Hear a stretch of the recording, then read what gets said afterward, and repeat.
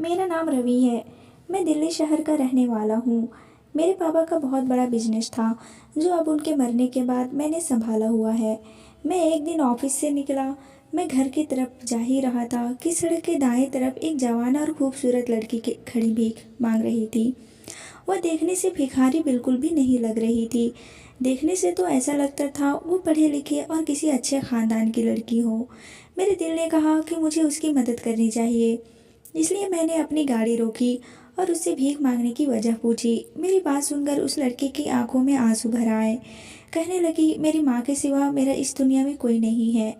उस लड़की ने बताया कि मेरी माँ की तबीयत बहुत ख़राब है और मेरे पास इतने पैसे नहीं हैं कि वो अपनी माँ का इलाज करवा सके। मैं जल्दी से उसे गाड़ी में बिठाया और उसके साथ उसके घर चला गया। उसकी माँ की हालत सच में बहुत ख़राब थी। मैंने एक प्राइवेट हॉस्पिटल में उसकी माँ को एडमिट करवा दिया और अपनी जेब से उसका सारा इलाज करवाया। 2 दिन बाद जब उसकी माँ ठीक हुई तो मैं खुद उसे उनके घर छोड़ आया। वह लड़की बहुत खुश थी। वह बार बार मेरा धन्यवाद कर रही थी। उसने अपना नाम दिव्या बताया था। दिव्या का अपनी माँ के अलावा इस दुनिया में कोई नहीं था। दिव्या की मासूमियत मुझे बहुत पसंद आई थी। उसे देखकर मेरे दिल को कुछ कुछ होने लगा था। 2-4 मुलाकात में ही मुझे उससे मोहब्बत हो गई थी, इसलिए मैंने उसे अपने ही ऑफिस में जॉब दे दिया। दिन ब दिन मेरी बेकरारी दिव्या के लिए बढ़ती ही जा रही थी। उसका धीरे से बात करना और अपने बड़े बड़े पलकें उठाकर मेरी तरफ देखना मेरे दिल को घायल कर देता था। और फिर 1 महीने बाद ही मैंने उससे कहा कि मैं तुमसे शादी करना चाहता हूँ। मेरी बात वो फौरन मान गई, लेकिन अगले ही पल खुश भी हो गई थी। उसे विश्वास नहीं हो रहा था कि मेरे जैसा अमीर पैसे वाला आदमी उस जैसे गरीब लड़की से शादी करना चाहता है। उसकी माँ को भी इस बात से कोई परेशानी नहीं थी, बल्कि वह भी बहुत खुश थी कि वह अपने फर्ज से फ्री हो जाएंगे। मेरे माँ बाप तो इस दुनिया में थे नहीं। एक बड़ी बहन थी, उन्हें रिश्ता लेने के लिए भेजा, मगर दीदी ने कहा कि उन लोगों की डिमांड बहुत है। उनका कहना है कि अगर तुम्हारा भाई मेरी बेटी से शादी करना चाहता है तो पहले मेरी बेटी के नाम अपनी आधी जायदाद करे। वह ऐसी औरत नहीं है जैसे तुम उन्हें समझते हो। मुझे दीदी की बात पर विश्वास नहीं आया और सीधा दिव्या के घर पहुंच गया। मैंने सोचा मैं खुद दिव्या और उसकी माँ से बात करूंगा। अगर वो चाहती है कि मैं अपनी आधी जायदाद उनकी बेटी के नाम कर दूं तो मैं यह भी करने के लिए तैयार था। दिव्या के बिना रहने के बारे में मैं सोच भी नहीं सकता था। हो सकता है कि दिव्या की माँ को अपनी बेटी के फ्यूचर के लिए कुछ फिक्र हो। उन्हें डर हो कि कहीं मैं उनकी बेटी को फ्यूचर में छोड़ ना दूँ, इसलिए वो अपनी बेटी की सेफ्टी के लिए ऐसा करना चाहती हूँ। इसलिए मैं इस बात पर भी तैयार था। मैंने देखा कि दिव्या के दरवाजे पर ताला लगा हुआ था। मैंने आसपास के लोगों से पता किया तो उन्होंने बताया कि यहाँ पर वो लोग किराए पर रहते थे और कल ही हमेशा हमेशा के लिए घर छोड़कर चले गए हैं। वह लोग हमेशा हमेशा के लिए घर छोड़कर जा चुके थे। मैं हैरान और परेशान था। दिव्या तो इस रिश्ते को लेकर कितना खुश थी और अपनी उसकी माँ को भी शादी से कोई परेशानी नहीं थी। फिर भला वह लोग सब कुछ छोड़ छाड़ के चले गए थे। मैं पागलों की तरह दिव्या को ढूंढ रहा था। उसका मोबाइल फ़ोन भी बन जा रहा था। मुझे वह लड़की दोबारा नहीं मिली। मैंने उसे पूरे दिल्ली शहर में ढूंढा था, मगर वह तो पता नहीं कहाँ चली गई थी। धीरे धीरे 6 महीने गुजर गए थे। उसका नंबर अभी तक बंद था। मैं हैरान था कि अगर उसने मुझसे शादी नहीं करनी थी तो फिर शादी करने के लिए राजी ही क्यों हुई थी, और अगर राजी हो गई थी तो यह शहर छोड़ने की क्या मतलब था। मेरी दीदी मुझे कहती कि कुछ लोग इस काबिल नहीं होते कि उन्हें इतना इज्जत और सम्मान दिया जाए, उनकी उम्मीदों से बढ़कर उन्हें दिया जाए। तुम्हारा दिल साफ है और तुम हर किसी को अपनी तरह समझते हो, हर किसी पर बहुत जल्दी विश्वास कर लेते हो। सब लोग वैसे नहीं होते जैसा तुम समझते हो। अब इस लड़की को देख लो, तुमने उसके लिए क्या कुछ नहीं किया और वह किसी और लड़के के खातिर तुम्हें छोड़कर चली गई। इसलिए तुम भी उस लड़की को भूल जाओ। मैं खुद तुम्हारे लिए एक अच्छी और प्यारी सी लड़की लाऊंगी कि तुम देखते रह जाओगे। मैंने कहा, लेकिन दीदी वह मेरे साथ शादी करने के लिए बहुत खुश थी। फिर भला वो किसी दूसरे लड़के के खातिर मुझे क्यों छोड़ देती। दीदी ने कहा, हो सकता है तुमसे अमीर लड़का मिल गया हो, इसलिए उसने तुम्हें छोड़ दिया है। मैं फिर दीदी के सामने कुछ नहीं कह सका था, क्योंकि वह मेरे माँ के समान थी। मैं उनका बहुत सम्मान करता था। मैंने दिव्या के खातिर अपना समय, अपना सब कुछ दांव पर लगा दिया था। उसको भूल जाना आसान नहीं था। उसने मेरा दिल तोड़ दिया था, मुझे धोखा दिया था। लड़कियां तो मेरे पीछे दीवानी थी, मुझे खुद शादी के लिए प्रपोज करती थी, लेकिन मैं अपने पत्नी के रूप में एक सिंपल सी लड़की चाहता था जो मुझे सच्ची मोहब्बत दे सके। और वह सिंपल सी लड़की और सच्ची मोहब्बत देने वाली लड़की मुझे दिव्या में नजर आई थी, और इसलिए मैं उस पर दिल हार बैठा था। मैंने दिव्या को तलाश करने में ज़मीन आसमान यहाँ से वहाँ कर दिए, पर ना जाने वह दुनिया के किस कोने में छुप गई थी। समय गुजरता रहा और 2 साल गुजर गए, जब दीदी ने एक दिन कह दिया, अब मैं तुम्हारी शादी करके रहूंगी। आखिर कब तक जाने वाले का दुख मनाते रहोगे? जिसे साथ निभाना हो वह बीच रास्ते में छोड़कर नहीं जाया करते। मैं और तुम्हारे जीजू सिर्फ तुम्हारी वजह से इस घर में रहते हैं। अब शादी कर लो ताकि मैं भी अपने घर जा सकूं। आखिर कब तक यहाँ पड़ी रहूंगी? मेरी दीदी और उनके पति इस घर में रहते थे। वह मेरी सौतेली बहन थी, पर फिर भी मेरा बहुत ख्याल रखती थी। उन्होंने ज़िंदगी के हर मोड़ पर मेरा साथ दिया था। मेरे पापा ने 2 शादियाँ की थी, एक शादी अपने घर वालों की मर्जी से और दूसरी शादी खुद अपनी पसंद से की थी। पापा की पहली पत्नी से एक बेटी थी जो मेरी दीदी है, और वो मुझसे 8 साल बड़ी है। और मैं दूसरे पत्नी से था जिसने पापा को पसंद से शादी की थी। और जिस दिन पापा मेरी माँ को अपने घर पर लेकर आए थे, तब मैं 2 साल का था। पहले तो दादा ने पापा का बहुत विरोध किया था, मगर जब देखा कि मेरी माँ उन्हें इस घर का वारिस दिया है, तो उन्होंने मेरी माँ को स्वीकार कर लिया था। और फिर मैं और मेरी माँ वहीं रहने लगे। जैसे जैसे मैं बड़ा होता गया, मुझे अपने ख़ानदान वालों से प्यार मिलता गया। दादा दादी, पापा, बुआ सब मुझे बहुत प्यार करते थे। पर मेरी दीदी मुझसे बहुत चिढ़ा करती थी। वह कहती थी कि तुमको बहुत मनहूस हो, जब से आए हो मुझसे ज़्यादा सब तुम्हें प्यार करते हैं। तुम्हारे आते ही सब ने मुझे इग्नोर करना शुरू कर दिया है। दीदी ने मुझे मारा भी करती थी। तो मैं पापा से शिकायत लगाया करता था, और पापा कहते कि तुम दोनों बहन भाई हो, बस माँ अलग अलग है तो क्या हुआ, मगर तुम दोनों मेरे ही औलाद हो। अगर ऐसे लड़ते रहे तो सब क्या कहेंगे कि दोनों बच्चे कितने बदतमीज हैं। मैं पापा से कहता कि मैं दीदी से नहीं लड़ता, वही मुझसे झगड़ा करती हैं। और मेरी माँ भी मुझे यह कहती थी कि कोई भी औरत चाहे वो घर के अंदर हो या घर के बाहर, उसका हर हाल में सम्मान करना चाहिए। और तुम्हारी दीदी तुमसे बड़ी है, कभी कुछ कह दे तो चुपचाप उसका कहना मान लेना, और कभी उससे बहस मत करना। अच्छे बच्चों की यही निशानी होती है। बहनें तो बहुत प्यार करने वाली होती हैं। मम्मी की नसीहत सुनकर मैं दीदी ने से सॉरी बोल देता और कहता कि ठीक है दीदी, अब मैं आपकी सारी बातें मानूंगा। मेरी यह बात सुनकर पापा प्यार से मेरा माथा चूम लेते थे, और दीदी पाँव पटकती हुए कमरे से चली जाती थी। धीरे धीरे मैं बड़ा होता गया, और जब एक दिन माँ से सीढ़ियों से गिरी और उनके सर पर गहरी चोट लगी, जिससे वह 2 दिन सांस तो लेती रही, मगर तीसरे दिन वो मुझे छोड़कर इस दुनिया से चली गई। मैं उस समय 11 साल का हो चुका था। मुझे ऐसा लगता था कि जैसे मौत ने मेरे घर का रास्ता देख लिया है, क्योंकि अगले 2 सालों में दादा और दादी भी चले गए थे। इन तीनों मौत से पापा बिल्कुल टूट कर रह गए थे। अब वो मेरा पहले से भी ज़्यादा ख्याल रखते थे, और वे मेरी बड़ी माँ से कहते कि अब घर को संभालना तुम्हारी जिम्मेदारी है।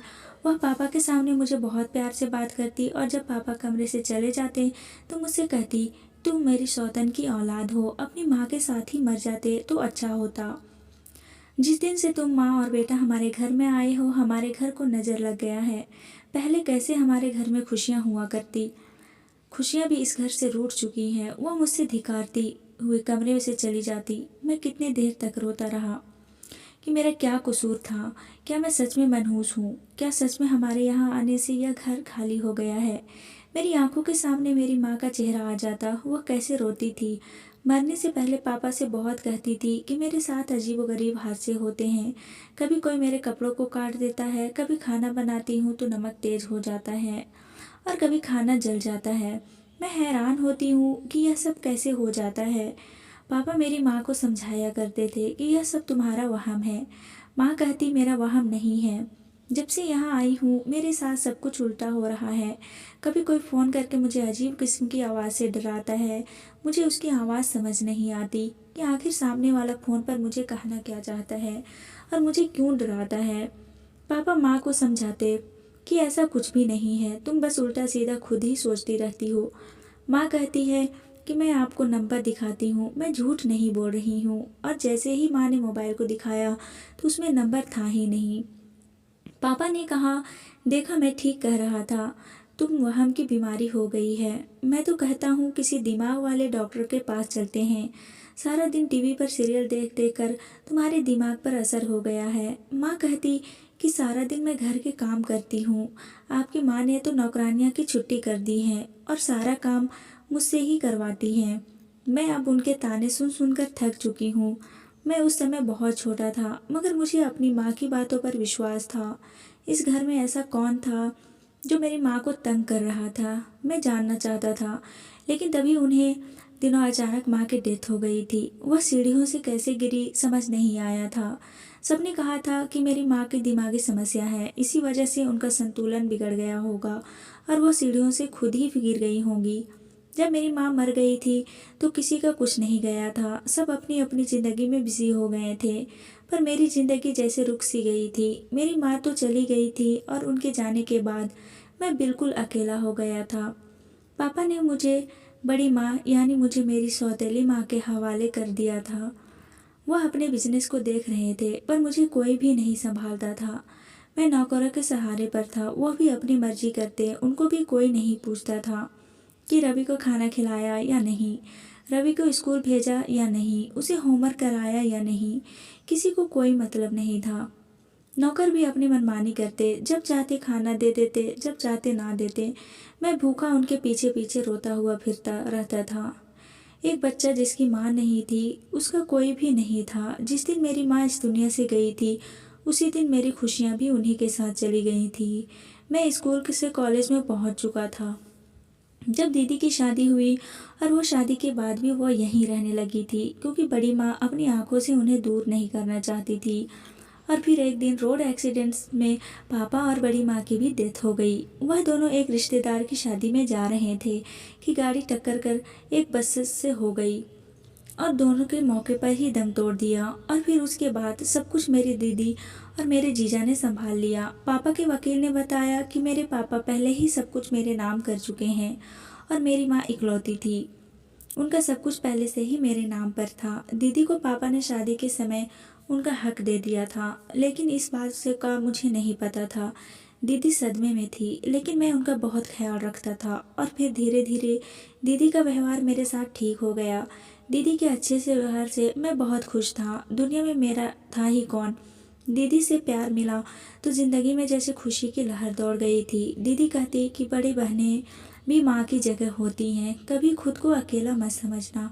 मैं बहुत खुश हो गया था। अब मैं अपनी पढ़ाई भी अच्छे से जारी रख सकता था। एक दिन दीदी ने कहा कि जब तक तुम्हारी शादी न हो जाती, मैं तुम्हारे जीजा के यहीं रहेंगे। अब माँ बाप के बाद मेरा तुम्हारे अलावा कोई नहीं है। मैंने कहा, दीदी आपको कभी भी कहीं जाने की ज़रूरत नहीं है, आप हमेशा यहीं रहे। तब दीदी ने कहा कि क्या पता कल को तुम्हारी पत्नी आ जाए, वो मुझे इस घर में सहन ना करे, तो फिर मैं कहाँ जाऊँगी। मेरे ससुराल वाले क्या बोलेंगे कि इतने साल जिस भाई के घर में रही, उसी ने अब घर से निकाल दिया। तो तुम ऐसा करो, घर मेरे नाम कर दो। मैंने कहा, दीदी यह कौन सी बड़ी बात है, यह घर जितना मेरा है उतना ही आपका ही है। मैं यह घर आपके नाम कर दूंगा। मेरी बात सुनकर दीदी बहुत खुश हुई। समय गुजरता गया, मैं अपनी पढ़ाई पूरी की और पूरे ऑफिस जाने लगा और पापा का बिजनेस संभाल लिया। और फिर दीदी ने अपनी पसंद से मेरी शादी एक लड़की से कर दी। शादी की रात जैसे ही मैं कमरे में पहुंचा, मेरी पत्नी की तबीयत खराब हो गई। मैं जल्दी से उसे लेकर अस्पताल पहुंचा, लेकिन वह मर चुकी थी। मेरे सास ससुर भी वहीं अस्पताल आ गए थे। उन्होंने पुलिस बुला ली और मुझ पर इल्ज़ाम लगा दिया कि मैंने ही उनकी बेटी को मारा है। मेरे ससुर ने मुझे एक थप्पड़ मारा और मुझे पुलिस पकड़ कर ले गई। बड़ी मुश्किल से 3 महीने के बाद मेरे जीजा ने मुझे जेल से छुड़वाया। दीदी ने कहा, मैं दूसरी लड़की लेकर आऊँगी और तुम्हारी पत्नी बनवाऊँगी। देखना, वो तुम्हें बहुत प्यार करेगी और तुम्हारी ज़िंदगी स्वर्ग हो जाएगी। फिर मैंने धीरे धीरे दिव्या को भुलाने की कोशिश करने लगा था। दीदी ने मेरा ऐसे में बहुत साथ दिया था, उन्होंने मुझे बहुत संभाला था। धीरे धीरे ज़िंदगी रूटीन पर आने लगी थी और फिर दीदी के जिद पर मैंने दूसरी शादी उनकी एक दोस्त की बेटी से कर ली। मगर हैरत की बात थी कि शादी की रात मेरी दूसरी पत्नी भी मर गई। मैं बहुत दुखी था, क्योंकि वह दूसरी बार था अब तो कोई भी लड़की मुझसे शादी करने के लिए राजी नहीं थी और मैंने भी दीदी से साफ साफ कह दिया कि मुझे शादी ही नहीं करनी है, बल्कि मैं यह देश छोड़कर यहाँ से जा रहा हूँ। दीदी ने रोना शुरू कर दिया, कहने लगी कि तुम चले जाओगे तो मेरा क्या होगा, मेरा एक ही तो भाई है और तुम भी मुझे छोड़कर जा रहे हो। लेकिन अब मैं अपनी ज़िंदगी से तंग आ चुका था। 30 साल की उम्र में मैं बहुत कुछ देखा और सह लिया था। मैं इंडिया से बाहर जाने की तैयारी कर रहा था। मेरा दिल अब यहाँ बिल्कुल नहीं लगता था कि उन्हीं दिनों एक बूढ़ी औरत मेरे ऑफिस में आई और उसने अपना चेहरा छुपाया हुआ था। वह मेरे पैरों में गिरकर रोते हुए मुझसे बोली कि मेरे घर 2 अपाहिज लड़कियां हैं, तुम उनसे शादी कर लो, तुम्हारी किस्मत बदल जाएगी। मैं बूढ़ी लाचार औरत अब उनका सहारा नहीं बन सकी। मेरे जाने के बाद पता नहीं मेरी अपाहिज बच्चियों का क्या होगा। तुम उनका सहारा बनोगे तो भगवान तुम्हें इसका फल जरूर देगा। मुझे उस बूढ़ी औरत पर दया आ गई और मैंने बहुत सोचने के बाद हाँ कर दी और फिर उनसे शादी कर ली। शादी के बाद मैं उन्हें अपने दूसरे घर ले गया। वह दोनों बाहर ही सोफे पर बैठी थी। जब मैंने घूंघट हटाया तो मेरी जान निकल गई, क्योंकि वह तो मेरी पहली दोनों पत्नियां थीं, लेकिन उनके आधे चेहरे जले हुए थे और देखने में बहुत ही भयानक लग रहे थे। वह तो मर चुकी थी, लेकिन जिंदा कैसे हो गई थी। मैं हैरान रह गया। जब उस बूढ़ी औरत ने अपने चेहरे से मास्क उतारा तो मैं फटी से फटी आंखों में उनका चेहरा देखने लगा। वह तो मेरे घर में काम करने वाली नौकरानी थी, जिन्होंने माँ के जाने के बाद मुझे संभाला था। नौकरानी पापा के समय से हमारे घर में काम करती थी। मैं उन्हें मासी कहता था और फिर वो अचानक से कहीं चली गई थी। मैं हैरान था और अपनी पत्नियों को देखकर परेशान भी था। मैंने मासी से पूछा, यह सब क्या है और यह जिंदा कैसे हुई? यह तो मर चुकी थी। मासी ने मुझसे कहा कि बेटा, तुम्हारे साथ बहुत बड़ी साजिश हुई है, मैं तुम्हें सारा सच बताती हूँ। मासी ने कहा कि जब तुम्हारे पापा तुम्हारी माँ को घर लेकर आए थे तो तुम्हारी सौतेली माँ ने उन्हें स्वीकार नहीं किया था। वह उन्हें दिमागी तौर पर मरीज बनाने पर तुली हुई थी और फिर धीरे धीरे उसे दिमागी मरीज बना ही दिया। उस दिन अगर तुम्हारी माँ बच जाती तो सबको सच्चाई पता चल जाती। तुम्हारी माँ को एक ऐसी दवा दी जा रही थी जिससे वो अंदर ही अंदर ख़त्म हो रही थी और यह सब तुम्हारी सौतेली माँ कर रही थी। और फिर तुम्हारी माँ की मौत हो गई। उसके बाद वह माँ बेटी तुम्हें ख़त्म करना चाहती थी। तुम्हारे खाने में कुछ ना कुछ मिला कर देती थी, लेकिन मैं वह खाना बदल दिया करती। मैं यह सब बड़े साहब को बताना चाहती थी। मैं जब भी उनके पास जाती तो कोई ना कोई उनके पास होता और फिर तुम्हारी बड़ी माँ और पापा की भी डेथ हो गई और सब कुछ तुम्हारी दीदी ने संभाल लिया, जिस पर तुम्हें अंधा विश्वास है। पर वो ऐसी नहीं है जैसे तुम उसे समझते हो। उसने जानबूझकर इस घर में रहने का फैसला किया ताकि तुमसे धीरे धीरे करके सब कुछ छीन सके। जब उसे पता चला कि सारी जायदाद तुम्हारे नाम पर है और उसे कुछ नहीं मिलने वाला, तब उन दोनों पति पत्नी ने सोचा कि क्यों न तुम्हारी ज़िंदगी बर्बाद कर दी जाए, ताकि तुम खुद ही सब कुछ इसके हवाले करके यह देश ही छोड़कर चले जाओ और कभी दोबारा शादी ना करो। जिस लड़की को तुम पसंद करते थे वो खुद नहीं भागी थी। जिस दिन तुम्हारी दीदी रिश्ता लेकर गई थी तो उसकी माँ को तुम्हारी बहन ने बहुत बेइज्जत किया था और दिव्या को धमकाया था कि अगर तुम यह शहर छोड़कर नहीं गई तो तुम्हारी माँ जिंदा नहीं बचेगी। दिव्या से यह भी कहा था कि शहर छोड़ने के बाद तुम रवि से किसी भी तरह का कोई कांटेक्ट नहीं करोगी, नहीं तो यह तुम्हारे लिए बहुत ही बुरा होगा। और ज़बरदस्ती उन्हें यह शहर छोड़ने के लिए कहा था। मैं भी उस दिन उसके साथ थी। मैंने घर आकर तुम्हारी बहन से कहा कि बेटी ऐसा मत करो, रवि दिव्या से बहुत मोहब्बत करता है। और तब तुम्हारी बहन ने कहा कि बुढ़िया, अपनी औकात में रहो, इस घर के फैसले सिर्फ मैं ही कर सकती हूँ। रवि ने मेरे बाप की सारी जायदाद पर कब्जा कर लिया है। मैं गुलाम बनकर रह गई हूँ। इस जायदाद पर सिर्फ मेरा हक था। अगर रवि और उसकी माँ मेरे पापा की ज़िंदगी में ना आते तो यह सब कुछ मेरा होता। लेकिन उसकी माँ ने मेरे बाप से शादी करके सब कुछ मुझसे छीन लिया। लेकिन मैं अपना सब कुछ वापस लेकर रहूँगी। उसे इतनी तकलीफ़ दूंगी जितनी तकलीफ़ मुझे और मेरी माँ को हुई थी। मरते दम तक उसे सुकून से नहीं रहने दूंगी। उसकी हर खुशी छीन लूंगी। और फिर जब तुम्हारी दीदी तुम्हारी शादी करवाई तो शादी के पहले ही रात तुम्हारी दुल्हन को दूध में दवा मिलाकर पिला देती, जिससे कि उसे बहुत ही ज़्यादा तकलीफ़ हो गई। तुम्हारी दीदी ने डॉक्टर को पैसे दिए यह कहने के लिए कि रवि से कहना कि तुम्हारी पत्नी मर चुकी है। तुम्हारी दीदी ने तो तुम्हारे सास ससुर को भी खरीद लिया था। बहुत बड़ी साजिश के साथ तुम्हें जेल भेजा गया था, जबकि तुम्हारी दोनों ही पत्नियां जिंदा थी। मैं तुम्हारी पहली पत्नी को अपने साथ ले गई थी क्योंकि वह अब अपने माँ बाप के साथ नहीं रहना चाहती थी, और दूसरी बार भी जब आपके साथ यही हुआ, मैं आपकी दूसरी पत्नी को भी अपने साथ यहाँ ले आई और इसका इलाज करवाई। आधे जले चेहरे के साथ उनके घर वालों ने भी उन्हें स्वीकार नहीं किया था, और इनका आधा चेहरा तुम्हारी दीदी ने जलाया था, ताकि जिंदगी में यह लड़कियां कभी तुम्हारे सामने ना आ जाएं, तो तुम उन्हें पहचान ना सको। मासी यह सब कुछ बताकर चुप हो चुकी थी, और मैं पत्थर का बन चुका था।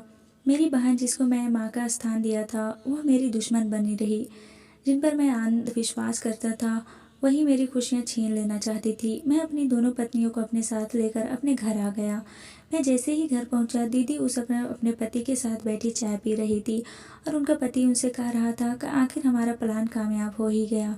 तुम्हारा पागल भाई देश छोड़कर जा रहा है, उसका टिकट भी कंफर्म हो चुका है। उसके बाद सारा बिजनेस पैसा हमारा होगा, हम ऐश करेंगे।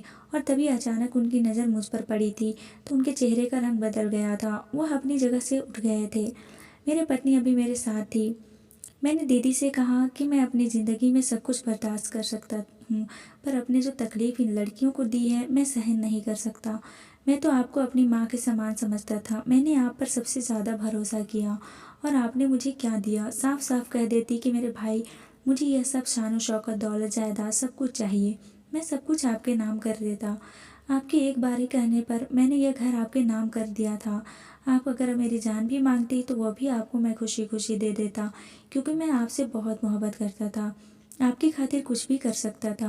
मेरी माँ तो कहती थी कि बहनें अपने भाइयों से बहुत मोहब्बत करती हैं, कभी उनका बुरा नहीं चाहती। माँ के बाद बहन होती है जो सबसे ज़्यादा अपने भाई से प्यार करती हैं। पर आपने यह सब क्या कर दिया? मैं रो रहा था, और फिर अचानक ही एक धाए की आवाज़ आई। मैं फटे से फटे आंखों में कभी अपने जीजा और कभी अपने पीछे जमीन पर पड़ी अपनी पत्नी को देख रहा था। शायद मेरे जीजा ने मेरे ऊपर ही निशाना लगाया था, और निशाना चूक कर मेरी एक पत्नी के सीने पर जा लगा था।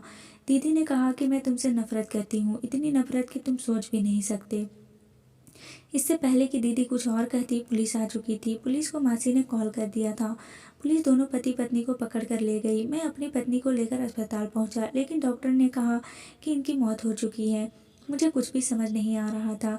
ऐसा लग रहा था कि मैं पागल हो जाऊंगा। कुछ महीनों के बाद मैंने अपनी दूसरी पत्नी की सर्जरी करवाई।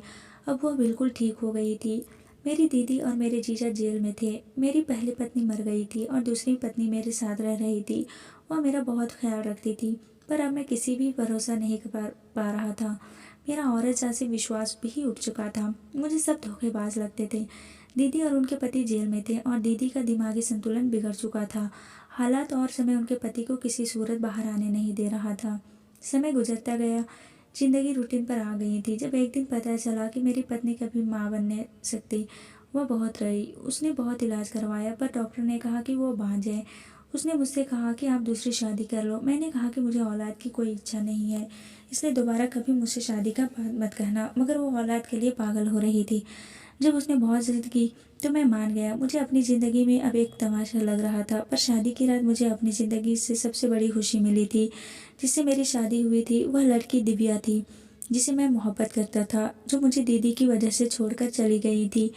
जो कुछ हुआ था, मैंने उससे माफ़ी मांगी थी। मैंने अपनी मोहब्बत पा लिया था, और इत्तेफाक से मेरी पहली पत्नी की वह दोस्त थी। मैं अपनी पहली पत्नी का बहुत एहसानमंद था, जिसने मेरी मोहब्बत मुझे लौटा दी थी। पर वो नहीं जानती थी कि जिसे मैं मोहब्बत करता था, वो यही लड़की है। जब जब मैं दिव्या का घूंघट उठाया तो आंखें झपकना भूल गया था। दिव्या भी मुझे एक तक देखते जा रही थी। विश्वास नहीं हो रहा था, मेरी मोहब्बत, जिसे मैं पागलों की तरह ढूंढा था, आज मेरी पत्नी के रूप में मेरे सामने बैठी हुई है। दिव्या के चेहरे पर एक शरारती मुस्कान थी। कहने लगी, मुझे पता था आपने मुझे कितना ढूंढा है। आपकी मोहब्बत तक तड़प अच्छी तरह पता है मुझे। जितनी मोहब्बत और तड़प आपको मेरे लिए थी, उतनी ही मोहब्बत मुझे भी आपसे थी। लेकिन आपकी दीदी के मजबूर करने पर मैं अपनी माँ को लेकर चली गई थी। जिया, जो आपकी पत्नी है, वो मेरी सहेली है, लेकिन यहाँ से जाने के बाद उससे बातचीत होना बंद हो गई थी। कुछ ही समय पहले मेरी उससे बातचीत होना शुरू हुई थी। जिया को मेरी मोहब्बत के बारे में सब कुछ पता था। जब मैंने उसके पति की तस्वीर देखी तो मेरी आंखों से आंसू छलक पड़े थे, और मेरी आंखों में चमकते आंसू देखकर वो सब कुछ समझ चुकी थी, और उसने मुझे आपसे शादी करने के लिए जिद करने लगी। जिया के लिए मेरे दिल में प्यार और सम्मान और भी ज़्यादा बढ़ गए। वो बहुत अच्छी थी। अब तक उसने मेरा बहुत ख्याल रखा था और दिव्या के रूप में मुझे वो खुशी दी थी कि मैं उसका जितना धन्यवाद करता कम था।